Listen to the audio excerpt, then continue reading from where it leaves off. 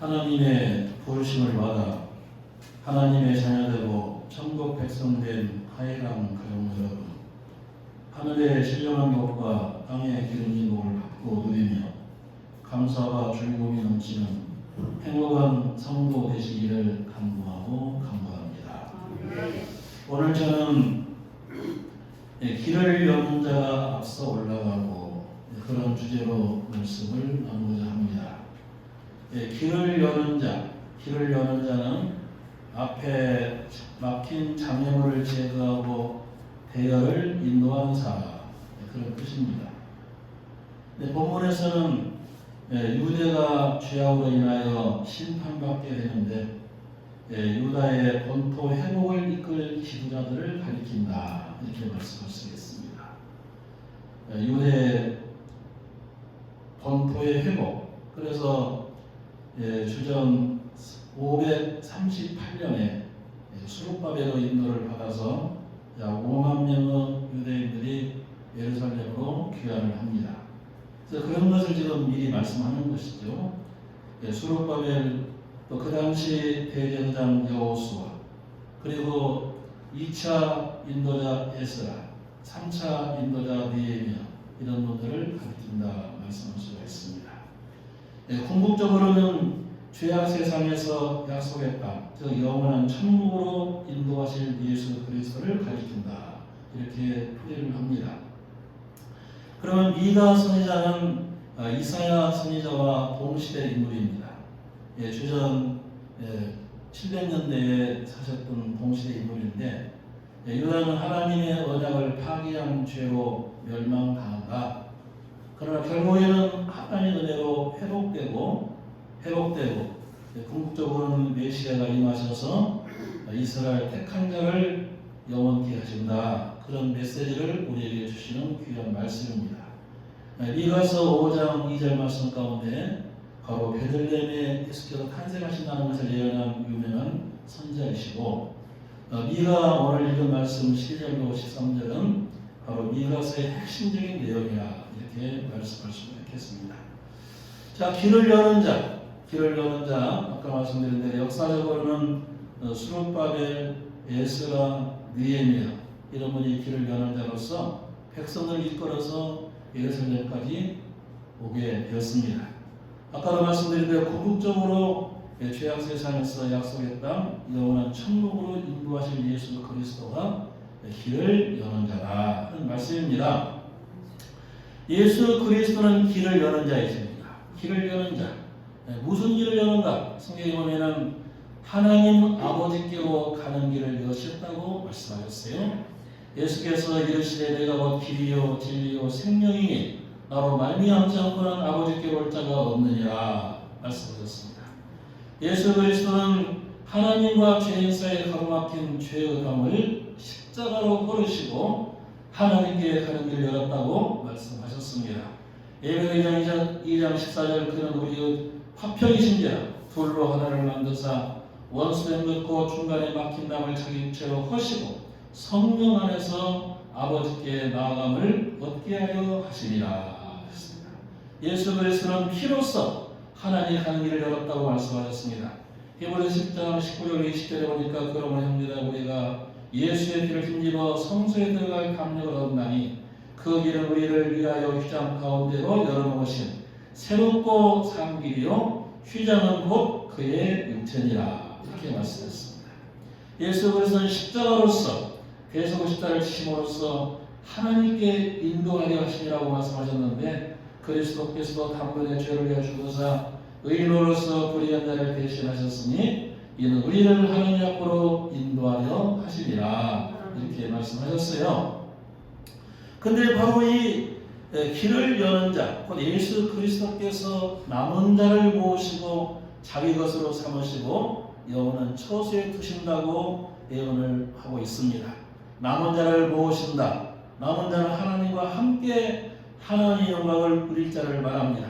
끝까지 믿음을 지킨 자, 끝까지 우상 앞에 무릎 꿇지 않는 자, 세속에 물들지 아니하고 하나님만 바라보고 사는 자, 이런 자가 남은 자인데 이런 자를 모으신다고 말씀을 하셨습니다. 그들을 한 처수에 두기를 보스라 양떼같이 하여. 보스라 양떼. 이 보스라라고 하는 지역은 사해 남서쪽 30km 지점에 있는 에돔의 성읍인데 난공불락의 요새지라 그럽니다.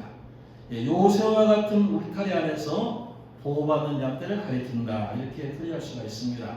바로 하나님께서 우리를 여호와는 천국, 사탄도 없고 죄도 없고 악한 것도 없고 추한 것도 없는 그런 곳에 다 모으셔서 영원 무궁토록 있게 하신다는 그런 말씀이라고 하겠습니다. 자, 이런 말씀을 전제로 해서 예수 그리스도께서 길을 여는 자이신데, 저는 오늘 이 시간에 우리 대한민국의 역사적인 것을 몇 가지 말씀드리면서 우리 하나님께서 우리 대한민국 어떻게 구원의 문을 내셨는가, 어떻게 길을 내셨는가, 이 점에 대해서 몇 사례를 들어서 말씀을 드리고자 합니다. 1866년 대한민국은 얼어붙은 땅이었습니다. 1866년에 우리 조선의 왕은 26대 고종이었는데, 그 고종의 아버지 흥성대원군 이하응이 1866년부터 10년간 정권을 잡고 이 나라를 뒤흔들었습니다. 그리고 1866년부터 1873년까지 8년 동안 엄청난 기독교에 대한 탄압을 하였습니다. 그 당시에 우리 한국의 천주교회가 일찍 들어와서 약 23,000명의 성도가 있었는데, 이 이하응이 정권을 잡고 천주교를 이 땅에 완전히 박멸시켜버려야 되겠다, 이렇게 생각하고 바로 1866년 초문 천주교 탄압령이 내려져가지고 오가 작통반이라는 걸 만들었어요. 5가정 중에 한 가정만 믿는 사람이 있어도 다 벌을 받는다. 그래서 5가정씩을 묶어놓으니까 서로 고발을 하는 거예요. 그래서 천주교인들이 살 수가 없습니다. 잡혀서 죽습니다. 이렇게 해서 1866년 청월 천주교 탄압령이 내려져서 바로 절도산, 양화진에 절도산이 있잖아요. 그 절도산에서 수많은 사람이 목이 잘려 죽게 됐는데, 그 당시에 천주교 신자가 8,000명이 학살되었다 그럽니다. 그리고 당시 프랑스 신부 12명 중에 9명이 처형이 됐습니다. 그리고 그때 산으로 다 피해 다니다가 죽은 사람이 10,000명. 그래서 천주교 신자들이 약 18,000명이 순교를 당했다, 이렇게 전해지고 있습니다. 이러한 어두운 시기에 26세의 영국 선교사 로버트 토마스가 우리 한국에 오게 됐어요. 아주 잔인하고 사악한 폐역살이 최근 조선에서 일어났습니다. 그러나 누군가는 조선에 들어가서 선교의 문을 열어야만 합니다. 제가 조선에 들어가겠습니다, 이렇게 각오를 하고, 토마스 선교사는 1863년 영국에서 24세 나이로 목사 안수를 받고 조선 선교의 뜻을 품었습니다. 그는 중국 상해로 와서 조선에 들어갈 공리를 했는데, 조선에 들어가기 위해서 조선말을 배웠습니다. 그리고 마침내 제너럴 서머가 조선에 가는 배인데, 조선어 통역사를 구한다는 말을 듣고 승선하게 됐어요. 그래서 미국 상선 제너럴 서머를 타고, 거기에는 26명의 그 선원들이 있었는데 거기에 통역사로 함께 가게 되었습니다. 이 배가 대동강을 거쳐서 지금 평양까지 가게 되는데 막았습니다. 들어오지 마라, 올라가라, 이렇게 했지만은 기어코 말을 듣지 않고 계속 올라갔습니다. 그러다가 이 파공, 불 화살을 쏘아가지고 배에 타고 있던 사람들이 다 죽게 됐어요. 그래서 막 뛰어내렸죠. 이렇게 해가지고 이제 24명의 선원과 함께 토마스 목사로 죽게 되었는데, 1866년 9월 3일 평양 대동강 한강정 백사장에서 박충곤이라는 사람이 내리친 칼에 의하여 27세의 젊은 나이에 순교를 당하게 됐습니다. 근데 이 순교하면서 일화가 있어요. 이 박충곤에게 이 성경을 줬다고 해요. 중국어 성경이죠. 중국어 성경을 주면서 이것을 한번 봐라, 예수를 믿어라, 이렇게 말을 했다고 합니다. 그리고 이렇게 기도하며 죽었다고 합니다. 하나님, 이 사람이 자기가 한 일을 몰라서 그러했사오니 이 사람의 죄를 용서하여 주옵소서. 조선 땅에 뿌린 복음의 씨앗이 헛되지 않게 하여 주옵소서. 내 영혼을 받아 주옵소서. 이렇게 하면서 이 사람이 죽었다고 합니다. 그런데 이 박춘곤이라는 사람이 이렇게 선교사를 칼로 쳐서 목을 잘라 죽였는데, 알 수 없는 힘, 성령의 역사에 의하여 결국 예수를 믿고 평양교회의 초대 장로가 되었다. 이런 유명한 말씀이 전해지고 있습니다. 그가 뿌리는 순교 시로 인하여 평양은 많은 사람이 믿고 죽게 돌아가게 되었습니다. 실로 토마스 선교사는, 목사는 길을 여는 자, 예수 그리스도를 따라 닫혀있는 한국 땅 길을 열기 위하여 순교의 제물이 된 귀한 사람입니다. 하나님의 사람인 줄을 믿습니다.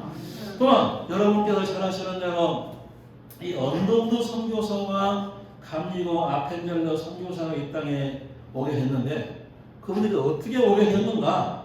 그 점에 대해서 유명한 일화가 있어요. 이 말씀은 호남 기독교 100년사라는 책, 김수진 목사님 쓰신 책에 보면 다 나와 있는데요. 여기에 이런 일화가 있습니다. 바로 이분들을 이 땅에 오게 한 그 결정적인 역할을 한 사람이 누구냐면은 이수정이라는 신부입니다. 이수정은 전라남도 곡성 사람으로 전주이십니다. 전주이시고 매우 총명해서 그의 벼슬이 도승지, 오늘날의 대통령 비서실장이죠. 도승지에 이르게 되었다 합니다. 근데 여러 가지 일화가 있습니다. 이수정이 바로 고종원의 부인이었던 그 민비 황후가 있잖아요.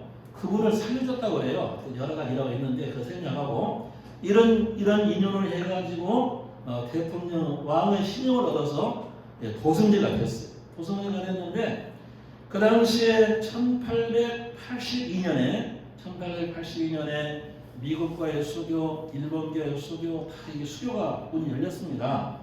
어쩔 수 없이 열렸는데, 그때 1882년 9월달 왕의 사위 박영효가 수신사가 되어가지고 일본에 여러 사람이 같이 가게 됐어요. 박영효를 비롯해서 바로 이수정도 가고 여러 사람이 가게 됐는데, 이수정은 왕의 신임을 받은 그런 사람이었기 때문에 어느 정도 자유를 줬다고 해요.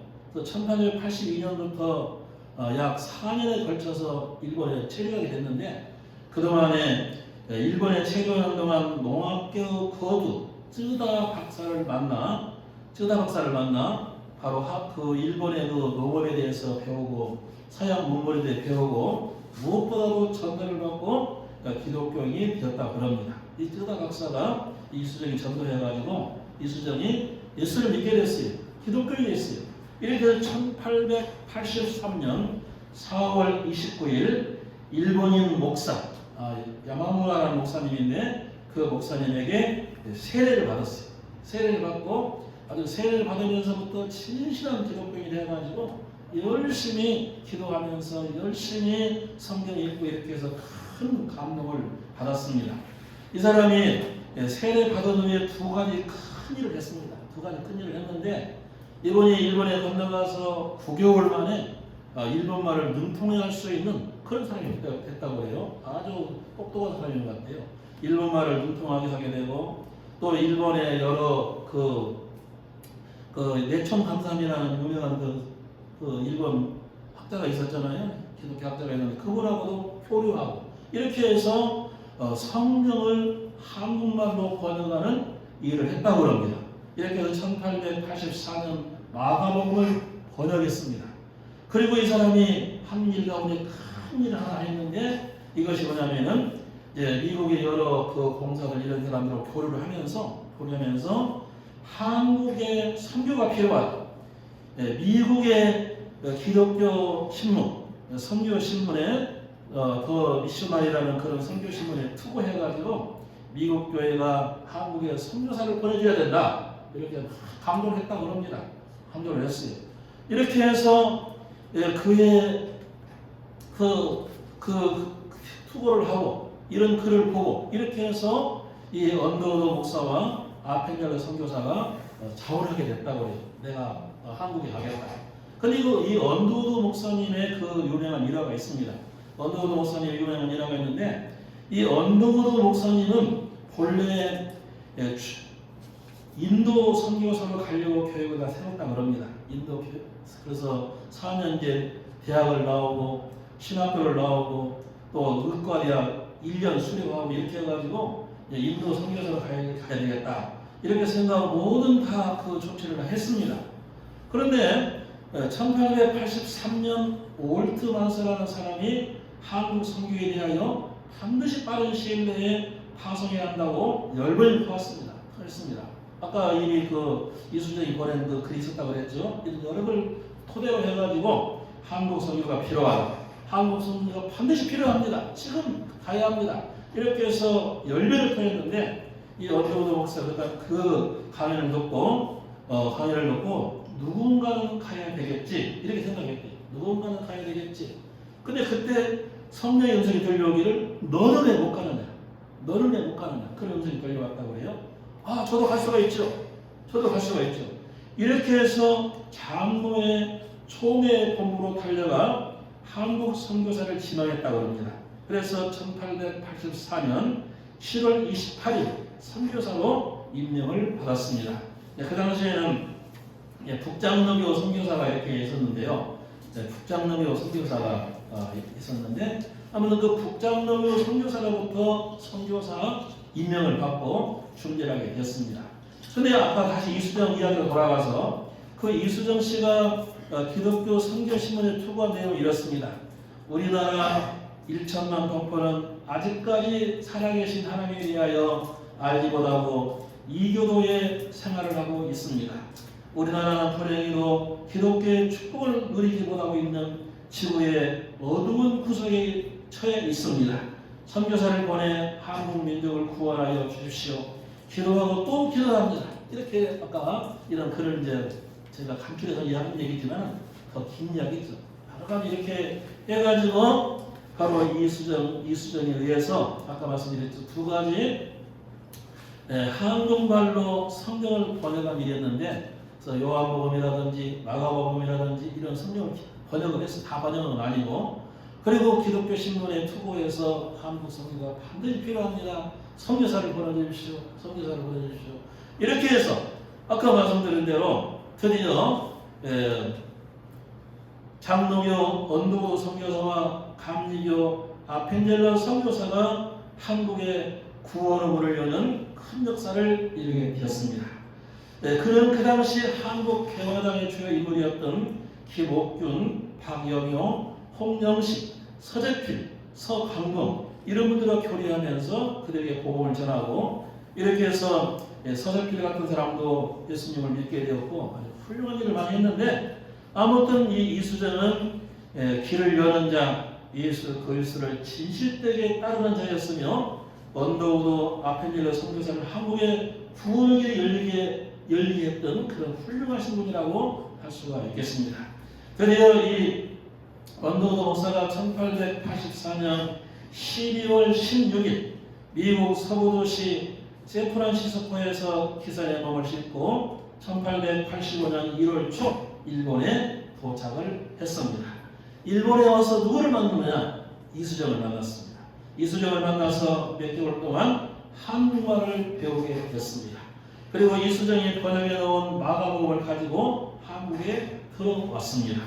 하나님께서는 이렇게 이미 여러분에게 지난 시간에 말씀드린 대로 알레 의사를 통해서 구원 의문을 열기를 시작하셨고 또 노버트 선교사, 영국의 노버트 선교사를 통해서 문을 열고 기도하고 또 이수정을 통해서 이렇게 여러 가지로 준비한 사실을 알 수가 있습니다.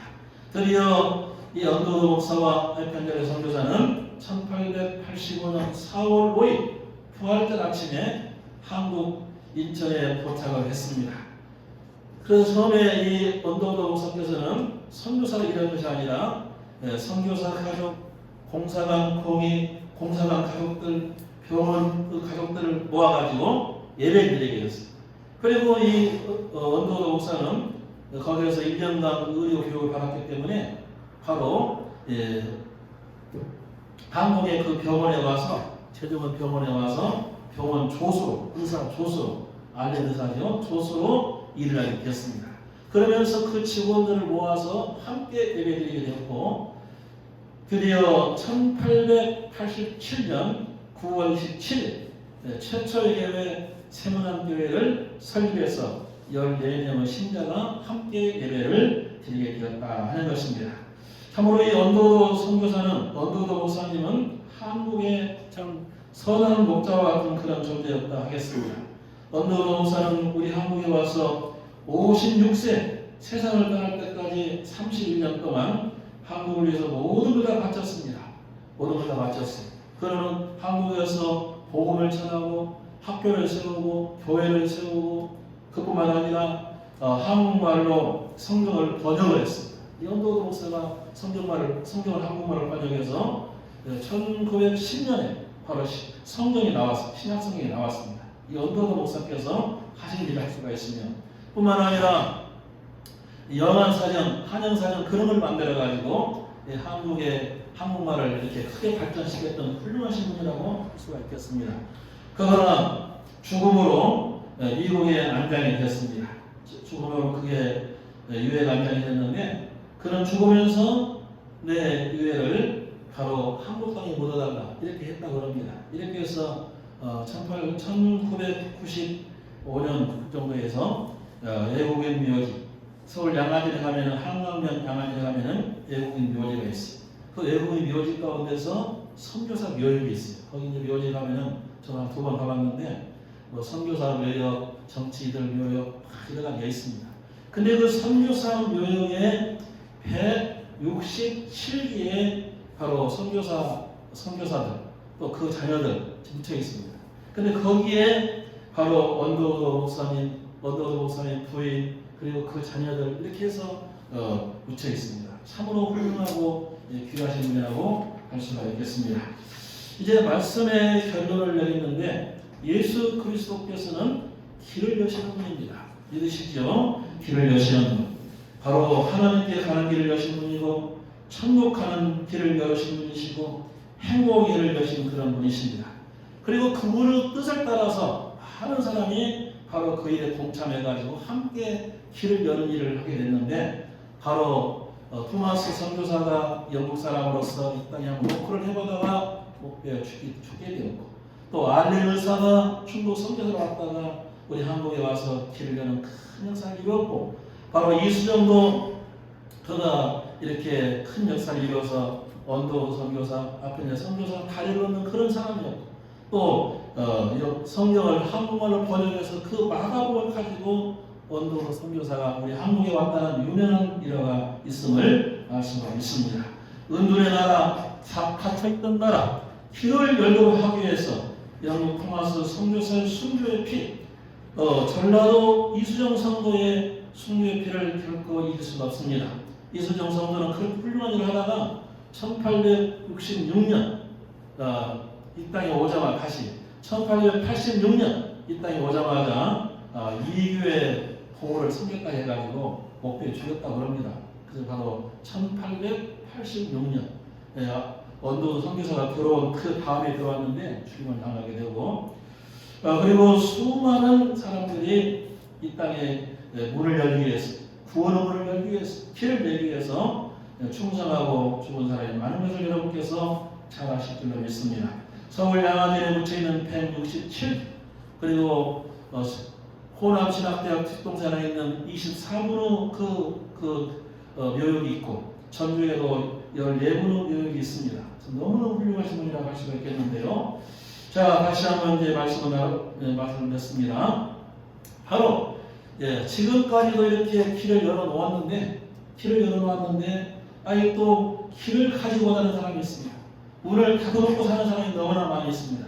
그 문을 닫아놓고 사는 사람들 가운데서 우리의 남편, 우리의 아내, 우리의 자식, 우리의 친척들, 친지들, 그리고 많은 이웃 사람들이 아직도 문을 닫고 나는 안 받아들인다, 그런 사람이 많이 있습니다.